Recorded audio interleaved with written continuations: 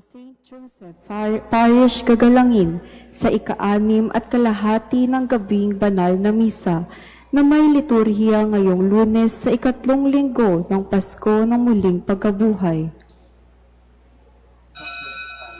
Tumayo po ang lahat at tayo'y makiisa sa euristikong pagdiriwang na pamumunuan ng ating kura paroko, Reverendo Padre Douglas T. Padong. Magsiawi kayo sa Panginoon. Alleluia. Magsiawi sa Panginoon. Purihin, purihin ang kanyang pangalan. Ipahayag, ipahayag ang dulot niyang kaligtasan. Magsiawit kayo sa Panginoon. Alleluia. Magsiawit sa Panginoon. Sa ngalan ng Ama at ng Anak at ng Espiritu Santo, Amen. ang pagpapala ng ating Panginoong Hesukristo, ang pag-ibig ng Diyos Ama, at ang makikipagkaisa ng Espiritu Santo naway sumainyong lahat. At sumaiyo rin. Mga kapatid, aminin natin ang ating mga kasalanan upang tayo'y maging marapat gumanap sa banal na pagdiriwang. Inaamin ko sa makapangyarihang Diyos at sa inyo mga kapatid na lubha akong nagkasala sa isip, sa salita at sa gawa at sa aking pagkukulang. Kaya isinasamo ko sa mahal na Birhen Maria, sa lahat ng mga anghel at mga banal, at sa inyo mga kapatid, na ako'y panalangin sa Panginoong ating Diyos. Kaawaan tayo ng makapangyarihang Diyos, patawarin tayo sa ating mga kasalanan, at patnubayan tayo sa buhay na walang hanggan. Amen. Panginoon, kaawaan mo kami. Panginoon, kaawaan mo kami. Kristo, kaawaan mo kami. Kristo, kaawaan mo kami. Panginoon, kaawaan mo kami. Kapanginoon, kaawaan mo kami. Manalangin tayo. Ama naming makapangyarihan, nililiwanagan mo ng iyong maasahang ilaw ang mga naliligaw sa iyong pinababalik sa daan, para ikaw ay matagpuan. Ang mga kabilang sa nananalig sa iyong anak ay pagkakalooban mong makapagwaksi sa tanang salungat sa ngalang Kristiyanong sa iyo'y tinanggap, upang ito ay talagang mapangatawan ng ganap sa pamamagitan ni Hesukristo kasama ng Espiritu Santo magpasawalang hanggan. Amen.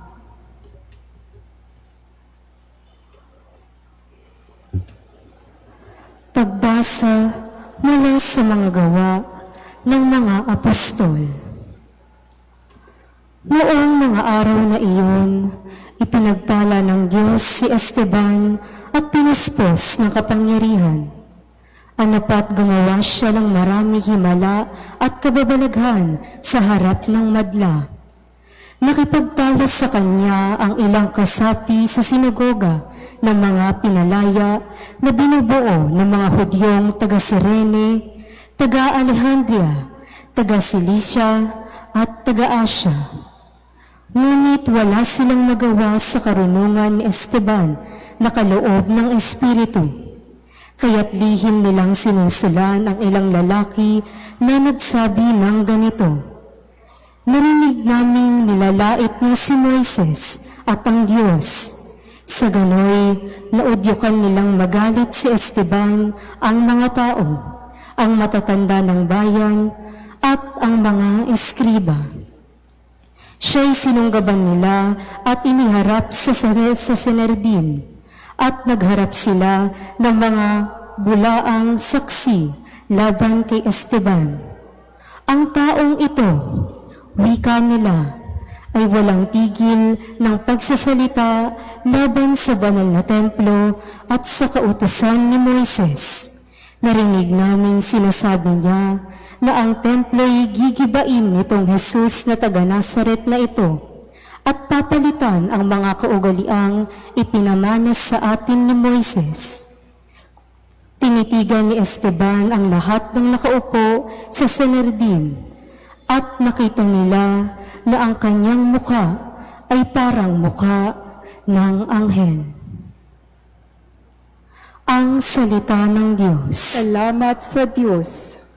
Mapalad ang sumusunod sa utos ng poong Diyos. Mapalad ang sumusunod sa utos ng poong Diyos. Kahit ako ay usigit labanan ng pamunuan, ito iyong abang lingkod, sa utos mo'y mag-aaral.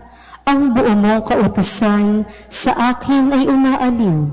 Siyang gurong nagpapayo sa lahat kong suliranin. Mapalad ang sumusunod sa utos ng poong Diyos. Pinatawad mo ang aking mga gawang kamalian. Ituro mo sa lingkod mo ang tuntunin mo at aral. Ang lingkod ay turuang masunod ang kautusan. Sa utos mong mapang-akit, ako nama'y mag-aaral. Mapalad ang sumusunod sa utos ng poong Diyos. Sa landas na di matuwid, huwag mo akong pabayaan. Pagkat ikaw ang mabuti, ituro ang iyong aral. Ang pasya ko sa sarili, ako'y maging masunurin. Sa batas mo, ang pansin ko ay doon ko ibabali. Mapalad ang sumusunod sa utos ng poong Diyos.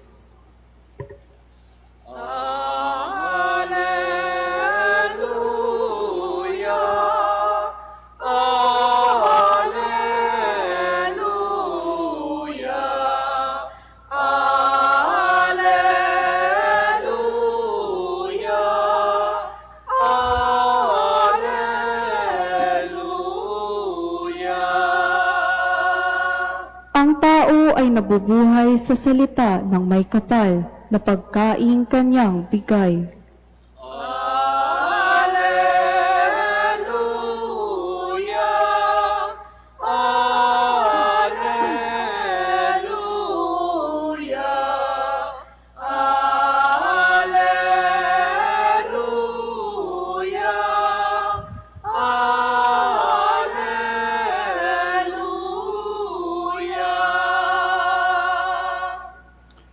Sumainyo ang Panginoon. At sumaiyo rin. Ang mabuting balita ng Panginoon ayon kay San Juan. Papuri sa iyo, Panginoon. Kinabukasan, nakita ng mga taong nanatili sa ibayo ng lawa na naroon pa ang isang bangka. Alam nilang si Jesus ay hindi kasama ng mga alagad, sapagkat ang mga ito lamang ang sumakay sa bangka at umalis. Dumating naman ang ilang bangkang galing sa Tiberias at sumadsad sa lugar na malapit sa kinainan nila ng tinapay matapos magpasalamat sa Panginoon. Nang makita ng mga tao na wala na roon si Jesus ni ang kanyang mga alagad, sila'y sumakay sa mga bangka at pumunta rin sa Capernaum upang hanapin si Jesus. Nakita nila si Jesus sa ibayo ng lawa at kanilang tinanong, "Rabay, kailan pa kayo rito?" Sumagot si Jesus, "Sinasabi ko sa inyo, hinahanap ninyo ako, hindi dahil sa mga kababalaghang nakita ninyo, kundi dahil sa nakakain kayo ng tinapay at nabusog. Gumawa kayo hindi upang magkaroon ng pagkaing nasisira, kundi upang magkaroon ng pagkaing hindi nasisira at nagbibigay ng buhay na walang hanggan. Ibibigay ito sa inyo ng Anak ng Tao, sapagkat siya ang binigyan ng kapangyarihan ng Diyos Ama." Kaya't siya'y tinanong nila, "Ano po ang dapat naming gawin upang aming maganap ang kalooban ng Diyos?" Ito ang ipinagagawa sa inyo ng Diyos. Manalig kayo sa sinugo niya. Tugon Jesus. Ang mabuting balita ng Panginoon. Pinupuri ka namin, Panginoong Hesus Kristo. Isang magandang gabi po sa inyong lahat. Ngayon po ay Lunes, sa ikatlong linggo ng pagdiriwang ng Pasko ng Pagkabuhay. Ano po ba yung pakiramdam ninyo kapag nalalaman ninyo ang dahilan kung bakit kayo inahanap ng mga tao? Dahil mabait ba kayo? Dahil kaibigan kayo? O hinahanap kayo kasi uutangan kayo? Hinahanap kayo kasi meron silang nakukuha sa tuwing lumalapit sa iyo na siya naman talagang nangyayari at realidad. Kung sino ang may naibibigay, doon tayo malapit. Kung sino ang mayroong tayong pakinabang, doon tayo kumakapit. Kaya nga nalalaman natin kung sino talaga yung genuine na tumatanggap at kumikilala sa iyo doon sa mga panahon na kapag wala ka o kaya may sakit ka. Kasi kapag wala ka na at may sakit ka, iiwasan ka talaga. Dahil alam mo na ikaw ang hihingian. Kaya ganyan din ang nangyayari sa relasyon natin sa Diyos. Kung ito yung relasyon natin sa tao, ganito na rin ang nagiging relasyon natin sa Diyos. Bakit mo hinahanap si Kristo? Bakit ka nagsisimba? Sige nga. Pag halimbawa, yung tanong ni Jesus doon sa mga taong naghahanap sa Kanya at itanong sa atin, bakit niyo ako hinahanap? Kasi ang sabi dito, kung babalikan niyo yung kwento nung pagpapakain nung Friday, di ba no? Ang pagpapakain sa higit 5,000 katao, nabusog sila. Kumain sila sa abot na gusto nila. At kaya doon, sabi dito, hinahanap na siya ng mga tao. Gusto pa nga siyang gawing hari. Kasi pag naging hari si Jesus, hindi na nila poproblemahin ng pagkain kasi kaya nga niyang mag-multiply. Kaya niyang magparami ng pagkain. Ito, harapan, diniretso ni Jesus, hinahanap niyo ako, hindi dahil sa kababalaghan. Pag sinabi kasing dahil sa kababalaghan na ginawa niya o mga himala, ito kasi yung mga palatandaan na si Kristo ang Mesiyas, si Kristo ang anak ng Diyos. So hinahanap ba nila si Jesus dahil naniniwala silang si Jesus na ang anak ng Diyos, ang tagapagligtas? Pero sa kasawiang palad, ang sabi ni Kristo, kaya niyo ako hinahanap kasi nabusog kayo. O ngayon, gutom na naman kayo, nahanap niyo na naman ako. Sino bang madalas magpakain dito? Di ba yun yung madalas samahan? Yung magpapakain. Pero pag hindi na nagpapakain, wala na. Pero sana hindi tayo ganon. Huwag sanang umabot sa ganon. Kaya nga lagi ang paalala, huwag tayong masanay na tayo ang binibigyan. Sanayin din natin at subukan din natin na tayo naman yung nagbibigay. At yung nagbibigay na tinatanggap natin siya, hindi dahil may naibibigay siya, kundi dahil gusto natin tanggap natin yung tao, kinikilala natin yung tao, hindi sa status, At lalo tigit, nawa, Kung hinahanap natin si Jesus, hindi dahil may kahilingan ka na naman ngayon. Hinahanap natin si Jesus kasi hindi kompleto ang araw mo kapag wala si Jesus.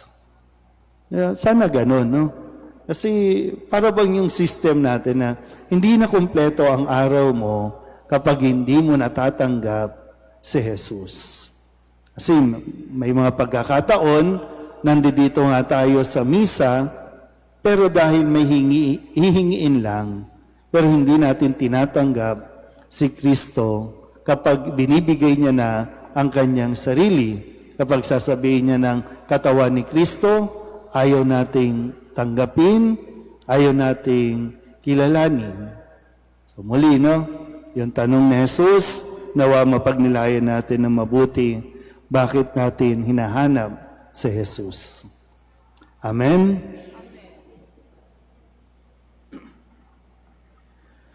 Ang Diyos sa malamang ang makatutugon sa pagkagutom ng puso at ng espiritu. Kaya't ilapit natin sa Kanya ang ating mga pangangailangan, ang ating itutugon. Panatilihin mo ang aming espiritu, O Panginoon. Panatilihin mo ang aming espiritu, O Panginoon. Ang simbahan naway pukawin sa mga kasapi nito ang pagkagutom at pagkauhaw sa tinapay ng buhay na walang hanggan. Manalangin tayo sa Panginoon. Panatilihin mo ang aming espiritu, O Panginoon. At tinawang maunawaan ang mga kinasasabikan ng ating puso ay hindi matutugunan sa pamamagitan ng paghahanap ng makamundong tagumpay o kaginhawaang dulot ng mga material na bagay. Manalangin tayo sa Panginoon. Panatilihin mo ang aming espiritu, O Panginoon. Ang mga nagsasayang ng kanilang panahon sa paghahanap ng kaligayahan sa maling paraan, naway matagpuan ang tamang daan ng buhay. Manalangin tayo sa Panginoon. Panatilihin mo ang aming espiritu, O Panginoon. Ang mga may sakit, naway makatanggap ng ginhawa at paglingap mula sa mga nangangalagas sa kanila. Manalangin tayo sa Panginoon. Panatilihin mo ang aming espiritu, O Panginoon. Upang mamayani ang kapayapaan sa gitnang silangan at sa buong mundo, at ipag-adyanawa ng sangkatauhan sa karahasan, kasakiman, at pang-aabuso ng kapangyarihan na nagdudulot ng paghihirap at kamatayan sa marami. Manalangin tayo sa Panginoon. Panatilihin mo ang aming espiritu, O Panginoon. Upang ang lahat ng mga nagdurusa dahil sa kalupitan ng digmaan ay daglian ng makaranas ng kapayapaan at mabuhay ng may kapanatagan at kalayaan. Manalangin tayo sa Panginoon. Panatilihin mo ang aming espiritu, O Panginoon. Ang mga namayapa, naway makaisa si Kristo sa bagong buhay na hatid ng muling pagkabuhay. Manalangin tayo sa Panginoon. Panatilihin mo ang aming espiritu, O Panginoon. Idulog din natin sa Panginoon ang ating mga personal na kahilingan at mga panalangin para sa ating mga pamilya. Kasama din ang mga kahilingan ng mga nanonood sa online. Lahat ng mga misang pasasalamat, espesyal na intensyon, agarang paggaling ng mga may sakit at ang lahat ng mga kaluluwa ninuling na ipagdasal sa misang ito. Ang lahat ng ito hinihiling namin sa ngalan ni Kristo ang aming Panginoon. Amen.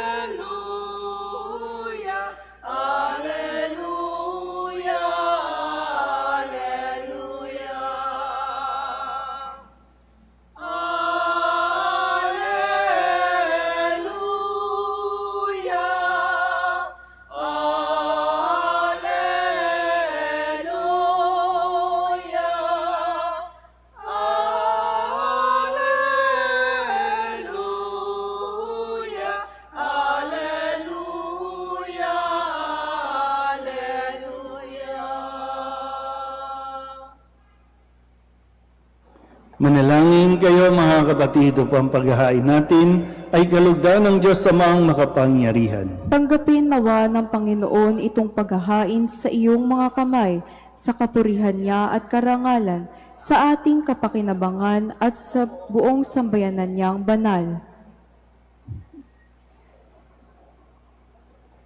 Ama naming lamika, paakyatin mo sa iyong piling sa kalangitan ang aming mga panalangin, kalakip ng haing mga alay, upang ang mga pinaghindapat mong gawing dalisay ay maging marapat na makasalo sa piging ng iyong pagmamahal sa pamamagitan ni Jesucristo kasama ng Espiritu Santo magpasawalang hanggan. Amen. Sumainyo ang Panginoon. At sumaiyo rin. Itaas sa Diyos ang inyong puso at diwa. Itinaas na namin sa Panginoon. Pasalamatan natin ang Panginoong ating Diyos. Marapat na siya ay pasalamatan.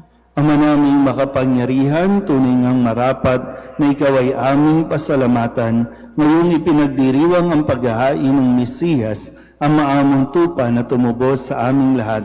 Naghahaing walang humpay, ang anak mong minamahal upang magkasalo-salo ang tanan sa piging ng iyong buhay.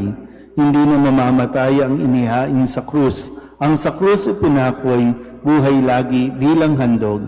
Kaya kaysa ng mga anghel na nagsisiawit ng papuri sa iyo na walang humpay sa kalangitan, kami nagbubunyi sa iyong kadakilaan.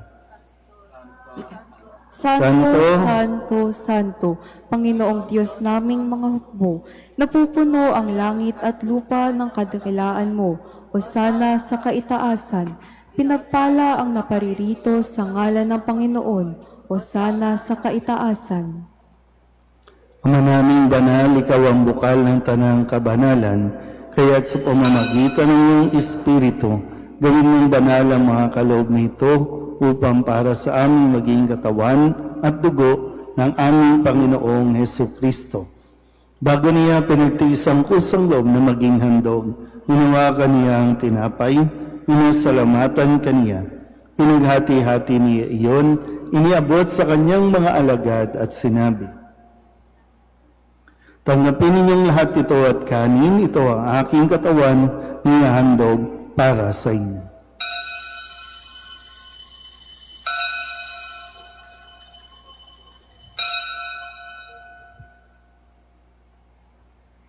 Gayun din naman nang matapos ang hapunan, hinawakan niya ang kalis, muli kaniyang pinasalamatan. Inubod niya ang kalis sa kanyang mga alagad at sinabi, "Tanggapin ninyong lahat ito at inumin. Ito ang kalis ng aking dugo, ng bago at walang gantipan. Ang aking dugo na ibubuhos para sa inyo at para sa lahat, sa ikapagpapatawad ng mga kasalanan. Gawin ninyo ito sa pag-alaala sa akin."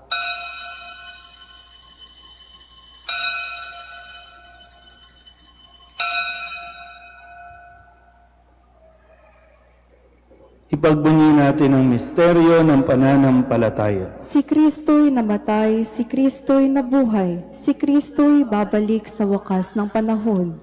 Ama, ginagawa namin ngayon ang pag-alaala sa pagkamatay at muling pagkabuhay ng iyong anak. Kaya tiniaalay namin sa iyo ang tinapay na nagbibigay buhay at ang kalis na nagkakaloob ng kaligtasan. Kami napapasalamat dahil kami iyong minarapat na tumayo sa harap mo para maglingkod sa iyo. Isinasama namin kami magsasalo-salo sa katawan at dugo ni Kristo ay mabuklod sa pagkakaisa sa pamamagitan ng Espiritu Santo.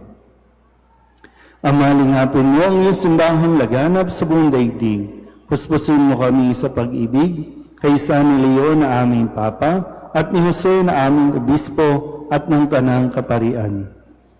Alalahanin mo rin ang mga kapatid naming nahimlay na may pag-asang sila'y muling mabubuhay, gayon din ang lahat ng mga pumanaw. Kawaan mo sila at patuloyin sa iyong kaliwanagan. Kawaan mo at pagindapating kaming lahat na makasalo sa iyong buhay na walang wakas. Kaysa ng mahal na Birheng Maria ni Ina ng Diyos, ng kabiyak ng puso niya si San Jose, kaysa ng mga apostol at ng lahat ng mga banal na namuhay dito sa daigdig ng kalugod-lugod sa iyo, may pagdiwang nawa namin ang papupuri sa ikararangal mo sa pamamagitan ng iyong anak, na aming Panginoong Jesucristo. Sa pamamagitan ni Kristo, kasama niya at sa Kanya, ang lahat ng parangal at papuri ay sa iyo, Diyos amang makapangyarihan, kasama ng Espiritu Santo, magpasawalang hanggan.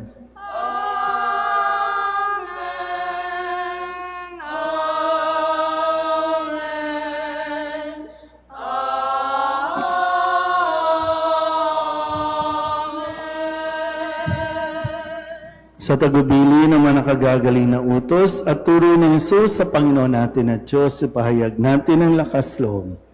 Ama namin, sumasalangit ka, sambahin ang ngalan mo, mapasa amin ang kaharian mo, sundin ang loob mo dito sa lupa para ng sa langit. Bigyan mo kami ngayon ng aming kakanin sa araw-araw at patawarin mo kami sa aming mga sala para ng pagpapatawad namin sa nagkakasala sa amin at huwag mo kaming ipahintulot sa tukso at iadya mo kami sa lahat ng masama. Hinihiling namin kami iadya sa lahat ng masama, pagkalooban ng kapayapaan araw-araw, iligtas sa kasalanan at ilayo sa lahat ng kapahamakan, samantalang aming pinananabikan ang dakilang araw ng pagpapahayag ng tagapagligtas namin si Hesus Kristo. Sapagkat iyo ang kaharian at ang kapangyarihan at ang kapurihan magpakailanman. Panginoong Hesus Kristo, sinabi mo sa iyong mga apostol, kapayapaan ang iniiwan ko sa inyo, ang aking kapayapaan ang binibigay ko sa inyo. Tunghayin mo ang aming pananampalataya at huwag ang aming mga pagkakasala. Pagkalooban mo kami ng kapayapaan at pagkakaisa ayon sa iyong kalooban, kasama ng Espiritu Santo, magpasawalang hanggan. Amen. Ang kapayapaan ng Panginoon ay laging sumainyo. At sumaiyo rin. Magbigayan tayo ng kapayapaan sa isa't isa.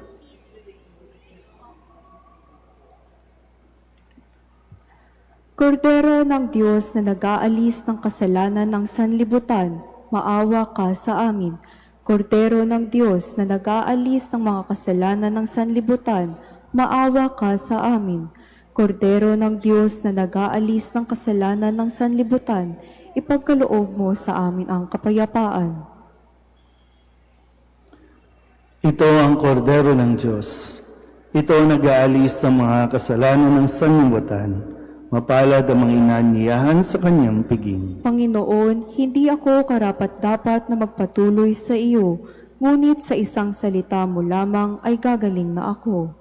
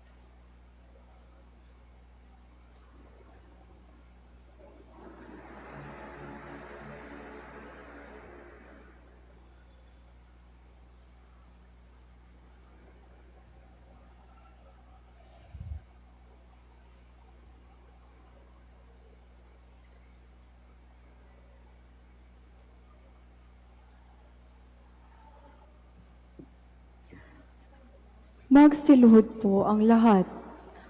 Panalangin kay San Jose, abang tagapangalaga ng tagapagligtas, kabiyak na puso ng mahal na Birheng Maria, sa iyo ipinagkatiwala ng Diyos ang kaisa-isa niyang anak.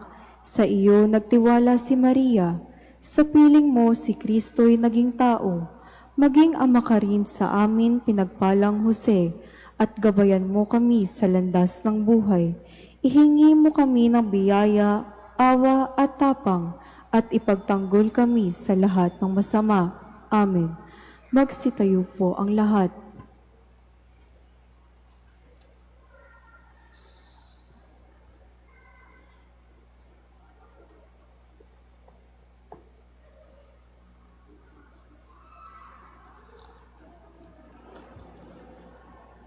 Manalangin tayo.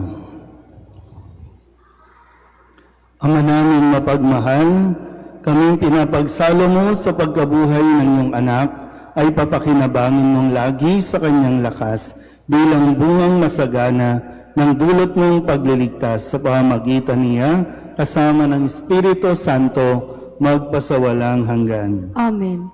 Yung mga pwedeng mag-donate ng dugo, magpalista na po. At sa mga gusto rin sumuporta para sa gastusin sa pag-i-install ng ating solar panel. Pwede po kayong makabili ng ticket sa halagang 200 pesos. At sa Miyerkules po ay ang pagdalaw ng Birhen ng Antipolo.